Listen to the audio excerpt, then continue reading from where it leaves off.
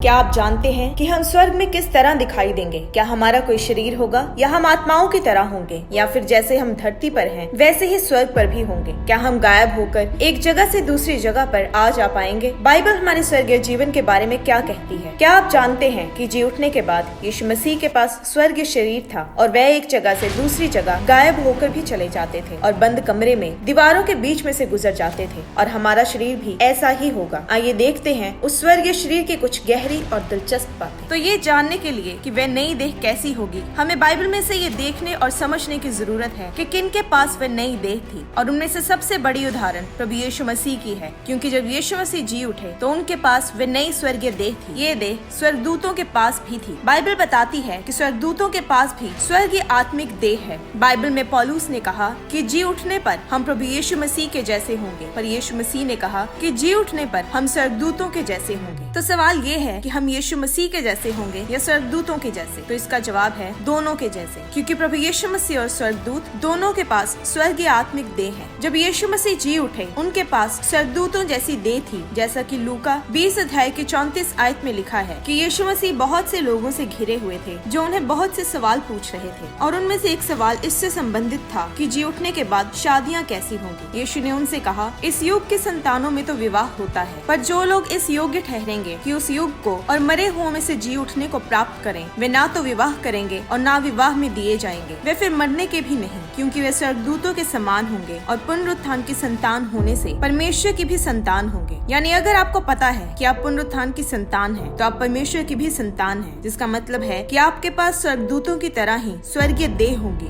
यानी वैसी ही देह जैसे यीशु मसीह के पास थी। ज्यादातर जब आप लोगों को स्वर्गीय आत्मिक देहों की बात करते देखेंगे तो वह सोचते हैं कि हम आत्माओं की तरह दिखेंगे, जिससे हम जिस्मानी रूप में इस दुनिया में काम नहीं कर पाएंगे, पर ऐसा नहीं है। पहला कुरिन्थियों 15 अध्याय की 40 आयत में लिखा है कि स्वर्गीय देह हैं और पार्थिव देह भी हैं, परंतु स्वर्गीय देहों का तेज और है और पार्थिव का और। तो पृथ्वी की देह कैसी होती है ये तो आपको पता है। कई बार आप बीमार पड़ जाते हैं, कई बार आपके शरीर में दर्द रहती है। आप जानते हैं कि आपके पृथ्वी की देह में कुछ सीमाएं हैं। पौलुस ने जी उठने के बाद हमारे शरीर के बारे में बताया है कि जी उठने वाली देह धरती पर की हमारी देह से अलग होगी। धरती पर हमारी देह मर जाती है, परंतु जी उठने के बाद हमारी देह अमर होगी। धरती पर हमारे शरीर बीमार हो जाते हैं, परंतु जी उठने के बाद हमारे शरीर में कोई बीमारी ना होगी। धरती पर हमारा शरीर कमजोर हो सकता है, पर जी उठने के बाद हम सामर्थी रहेंगे। अभी हम शारीरिक दुनियावी जीव हैं, परंतु तब हमारे पास आत्मिक देह होगी। पर इसका मतलब ये नहीं कि हम आत्माओं की तरह बिना किसी शरीर के रहेंगे जो आसपास की चीजों को महसूस ना कर पाए। लिखा है कि जैसे हमने उसका रूप जो मिट्टी का था धारण किया, वैसे ही उस स्वर्गीय का रूप भी धारण करेंगे। जब यीशु मसीह जी उठे तो उनके सब चेले एक कमरे में बंद थे। वे दरवाजा बंद करके डर के मारे बैठे थे, क्योंकि उन्हें डर था कि मरने की अगली बारी उनकी है, और वे यीशु की मौत के गम में थे। और यीशु मसीह एकदम से उनके सामने आकर हाजिर हो गए। यीशु मसीह ऐसा कर सकते थे जैसा कि यूहन्ना 20 अध्याय की 19 आयत में लिखा है कि उसी दिन जो सप्ताह का पहला दिन था, संध्या के समय वहाँ के द्वार जहाँ चेले थे यहूदियों के डर के मारे बंद थे। तब यीशु आया और उनके बीच में खड़ा होकर उनसे कहा, तुम्हें शांति मिले। फिर लूका 24 अध्याय की 36 आयत में लिखा है कि वे ये बातें कह ही रहे थे कि यीशु आप ही उनके बीच में आ खड़ा हुआ और उनसे कहा, तुम्हें शांति मिले। तो उस समय चेले घबरा गए और समझे कि हम किसी भूत को देख रहे हैं। तो यीशु मसीह ने उन्हें ये साबित किया कि वह कोई भूत नहीं बल्कि वे अपने शरीर में हैं। तो यीशु ने उनसे कहा, क्यों घबराते हो और तुम्हारे मन में क्यों संदेह उठते हैं? मेरे हाथ और मेरे पाँव को देखो कि मैं वही हूँ। मुझे छू कर देखो, क्योंकि आत्मा के हड्डी मांस नहीं होता जैसा मुझ में देखते हो। फिर इसी की 41 आयत में प्रभु यीशु मसीह ने अपने चेलों से कहा कि क्या यहाँ तुम्हारे पास कुछ भोजन है? तब उन्होंने उसे भुनी हुई मछली का टुकड़ा दिया। उसने लेकर उनके सामने खाया। तो यीशु उन्हें ये बताना चाहता था कि वह अपने शरीर में है, यानी अपने स्वर्गीय शरीर में आप खाना भी खा सकेंगे। जैसे यीशु मसीह ने अपने जी उठने के बाद चेलों को उसे छू कर देखने को कहा, यानी वे वैसी आत्मा नहीं बना जैसी हम सोचते हैं, पर जैसे धरती पर का हमारा शरीर ऐसा बनाया गया है जो इस धरती पर रहने के लिए सही है, वैसे ही हमारी स्वर्गीय देह ऐसी होगी जो कि स्वर्ग में अनंत काल तक रहने के लिए फिट होगी। यीशु मसीह के जी उठने के बाद शरीर ऐसा था जिससे वह बहुत कुछ ऐसा कर सके, जैसे चारों तरफ से बंद कमरे में आ जाना।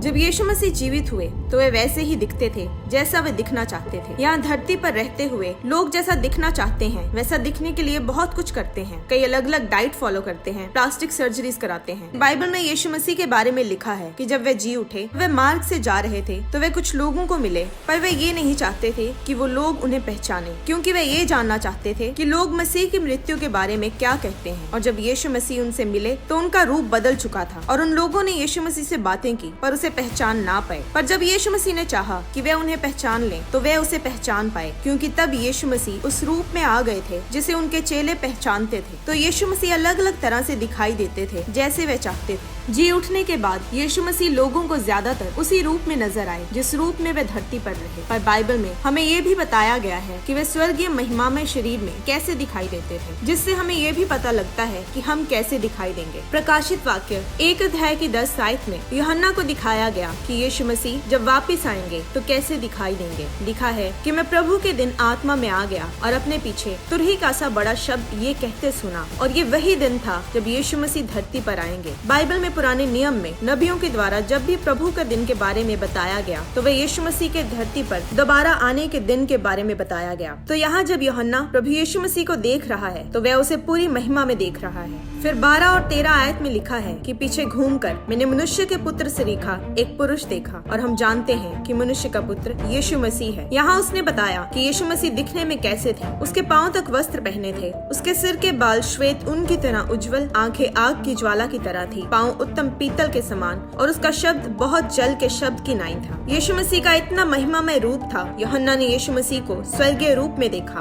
वैसे ही हम भी स्वर्गीय शरीरों में एक महिमामय रूप में होंगे। पहला यूहन्ना 3 अध्याय की 2 आयत में लिखा है कि हे प्रियो, अभी हम परमेश्वर की संतान हैं और अब तक ये प्रकट नहीं हुआ कि हम क्या कुछ होंगे। इतना जानते हैं कि जब वह प्रकट होगा तो हम भी उसके समान होंगे, क्योंकि उसको वैसा ही देखेंगे जैसा वह है। बाइबल के मुताबिक स्वर्गदूत भी स्वर्ग शरीर रखते हैं, वह भी इंसानी रूप में दिखाई दे सकते हैं, और अगर वह चाहें कि नजर ना आए तो ऐसा भी बाइबल में होता दिखाई देता है। वह भी अमर देह रखते हैं। पौलुस ने कहा कि स्वर्गीय देह है और पार्थिव देह भी है। यीशु मसीह ने कहा हम स्वर्गदूतों की तरह होंगे, जैसा मत्ती 22 अध्याय की 30 आयत में लिखा है कि जी उठने पर वे स्वर्ग में परमेश्वर के दूतों की नाई होंगे। यीशु मसीह को कोई शारीरिक और दुनियावी चीज रोक नहीं पाई। वह दुनियावी दीवार में से गुजरकर फिर से शारीरिक रूप में आ गया, यानी वह 2 अलग क्षेत्रों में एक ही समय पर रह सकता था। पहला कुरिन्थियों 15 अध्याय की 6 आयत में लिखा है कि वह फिर 500 से अधिक भाइयों को एक साथ दिखाई दिया। इसे इंग्लिश की बाइबल में लिखा है He appeared to more than 500 of the brothers and sisters at the same time। ये आयत आपने बाइबल में कई बार पढ़ी सुनी होगी, पर अगर इसे ध्यान से पढ़ें तो इसका मतलब बहुत गहरा है। लिखा है कि जब वह मुर्दों में से जी उठा तो वह 500 लोगों को दिखाई दिया, पर उसके साथ लिखा है एक साथ, यानी एट द सेम टाइम, यानी एक ही समय पर। यहाँ आप सोच सकते हैं कि ये 500 लोग एक ही जगह पर इकट्ठे थे, पर बहुत से स्कॉलर्स का ये मानना है कि एट द सेम टाइम लिखने का ये कारण है कि इस वचन के द्वारा ये बताया जा रहा था कि यीशु मसीह एक भीड़ को नहीं दिखाई दिए, पर वह 500 लोगों को अलग अलग जगहों पर एक ही समय पर दिखाई दिए। यानी यीशु मसीह अपने स्वर्गीय देह में अलग अलग जगहों पर एक ही समय पर हाजिर हो सकते थे। ऐसी बहुत सी बातें बाइबल में बताई गई हैं जो यीशु मसीह अपने जी उठने के बाद कर सके। प्रेरित पौलुस ने बताया कि कैसे जब आपके पास बीज होता है और आप उस बीज को उगाते हैं, आपको ये उम्मीद रहती है कि ये बीज अब एक पौधा या फल उत्पन्न करेगा। उसी प्रकार से ये पृथ्वी के देह परमेश्वर के बीज की तरह है। लिखा है कि वे अनादर के साथ बोया जाता है और तेज के साथ जी उठता है, निर्बलता के साथ बोया जाता है और सामर्थ के साथ जी उठता है। जब परमेश्वर ने हमारे शरीर को बीज के रूप में इस धरती पर बोया तो फिर ये उम्मीद भी रखी कि ये शरीर वह बनेगा जो उसे बनना चाहिए था। धरती पर हमारा जो शरीर है उसके लिए लिखा है कि वह अनादर के साथ बोया जाता है, क्योंकि आदम के द्वारा हम पापी बने और उस पाप के द्वारा ही बीमारियां और मृत्यु हमारे जीवन में आई। पर यीशु मसीह के जी उठने की सामर्थ से हम नए महिमामय शरीरों के हकदार बने जो पाप से और बीमारियों से रहित होंगे और यीशु मसीह की महिमा से भरपूर होंगे। उस शरीर में ना तो कोई पाप होगा